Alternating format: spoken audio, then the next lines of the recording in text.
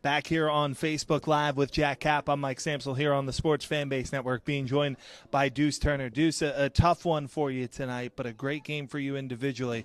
I'm sure you'd probably trade that for the victory, but talk about your effort tonight. Well, we came out early and we did pretty good. We got ahead early, but then late in the game we just didn't make good shots, good decisions, and we turned the ball over. And we tried to push at the end, but it was just too late. You know, you're a very young squad, right? There's a lot of guys your age. I mean, you guys, the first half, you took it to them. And now they missed a lot of shots, but you guys were passing the ball very well. You work well as a team. Talk about your teammates. What do you say about them? Well, in the beginning of the season, we had like a lot of open gyms where we just come in and play with each other. So we pretty much knew exactly what each other like and stuff like that. And a lot of us played on the same team together, like AAU.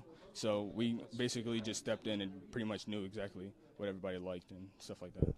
And that's a great point. You know, you mentioned you guys have actually played basketball together before. How important is that? Even though you guys are a young team, you're used to playing with one another. I think it's very important because you get to feel out different people and different styles of play, and you learn a lot from playing with each other and for different people and different styles of plays. And Deuce, what do you look for through the rest of Interact play for your team? I just hope to keep winning. I'm gonna try to play my best and help us win, and hopefully we can just keep winning. Well, this young man is a fabulous freshman. And Deuce, thanks so much for a couple minutes. We appreciate it, and congratulations. And Cap, as we roll on with our post-game show here on Facebook Live, we are the SFBN. We just had a great game here. 72-65 was our final. Germantown Academy ended up with the victory over this Malvern prep team. And we talked about the 5 fabulous freshmen that this Malvern prep team has. They fought hard tonight. They certainly did. And Coach Hart, I forgot his name already, but coach of Malvern Prep, it's a long name, Coach Tuck, he has a big future with these young freshmen. He's got 4 years of these guys, especially the young man that we just spoke to. So it's looking good. Harmatuck. Yes. That's it. Coach Harmatuck. He's a very good coach.